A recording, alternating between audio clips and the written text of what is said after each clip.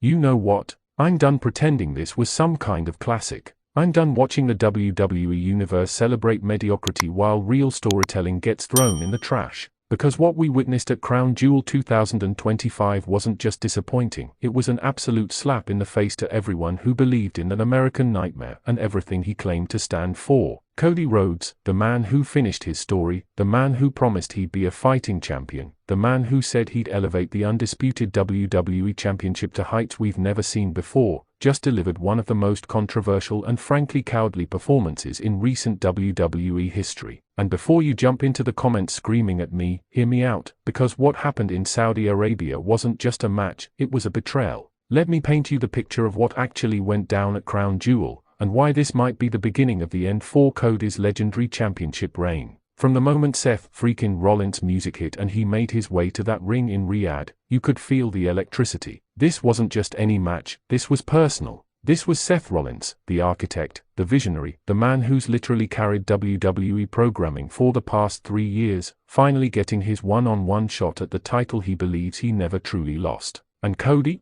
came out with that championship like he owned the world, with that smug smile we've all grown tired of seeing. The same smile that says I'm untouchable. The same smile that's been hiding something we all suspected but nobody wanted to admit, that maybe, just maybe, Cody Rhodes isn't the hero we thought he was. The opening sequence was everything we expected. Technical mastery, back and forth chain wrestling. Rollins with his innovative offense, Cody with his classic psychology. For 15 minutes, they delivered what could have been a match of the year candidate. The near falls had us on the edge of our seats. When Rollins hit that Falcon Arrow and Cody kicked out at 2.9, the entire arena erupted. Quick question for the comments, what was your initial prediction for this match? Did you think Cody would retain clean, or did you see the controversy coming? But here's where everything went wrong. Here's where the American Nightmare showed us his true colors. 23 minutes into this absolute war, Seth Rollins had Cody exactly where he wanted him. The stomp was loaded up. The crowd was deafening. This was it, the moment where Seth would reclaim his throne.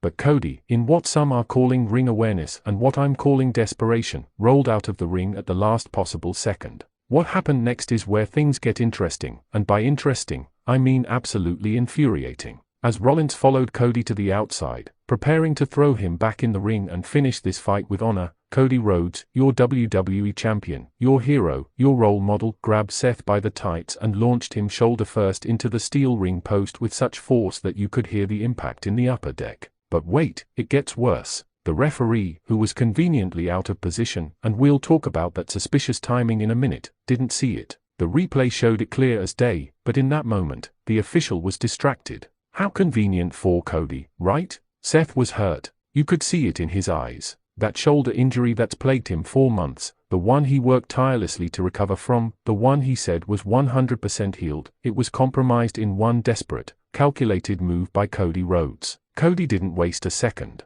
Like a shark smelling blood in the water, he immediately targeted that injured shoulder. Every move, every hold, every strike was designed to destroy Seth Rollins' arm. This wasn't wrestling, this was a mugging. The Cross Rhodes came out of nowhere. 1, 2, no. Seth's foot was on the rope. The referee didn't see it. The replay clearly showed Seth's boot draped over the bottom rope, but the referee's hand came down for 3, and just like that, Cody Rhodes retained the undisputed WWE Championship in the most tainted victory of his entire reign. The arena exploded in controversy. Half the crowd was cheering, thinking Cody had won fair and square. The other half was furious, pointing at the rope, demanding justice for Seth Rollins. Even the commentary team seemed divided, with one announcer calling it a hard-fought victory while the other kept replaying the footage showing Seth's clear rope break. Drop your answer in the comments. Did you catch Seth's foot on the rope during your first watch, or did you need the replay to see it? Now, I know what some of you are thinking.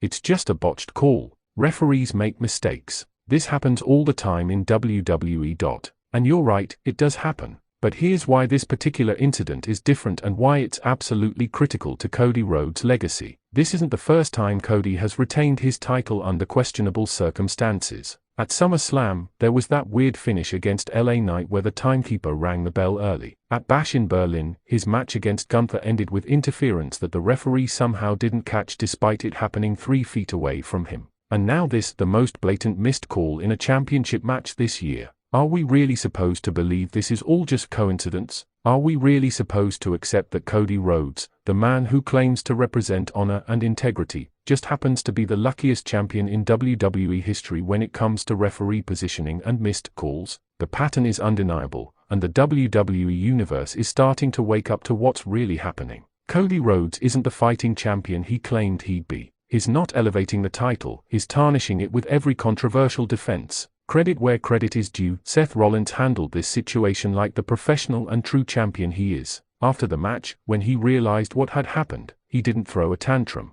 He didn't attack the referee. He simply stood in the ring, pointed at the replay screen showing his foot on the rope, and said 5 words that sent chills down my spine. This isn't over, Cody. Not even close. The look in Seth's eyes told you everything you need to know. This isn't just about the championship anymore. This is personal. This is about justice. This is about exposing Cody Rhodes for what he really is, a man so desperate to hold on to that title that he'll accept any victory, no matter how tainted, no matter how controversial, no matter how wrong it is. Sound off in the comments. Do you think Seth Rollins deserves an immediate rematch, or should he have to earn another opportunity? Here's what really has me concerned as we move forward from Crown Jewel. Cody Rhodes has now held the undisputed WWE Championship for over 180 days, and in that time, he's had exactly 0 completely clean victories against top-tier opponents. Not one. Every major defense has come with an asterisk, a controversy, a what if that leaves us questioning whether Cody is truly the best wrestler in the world or just the luckiest.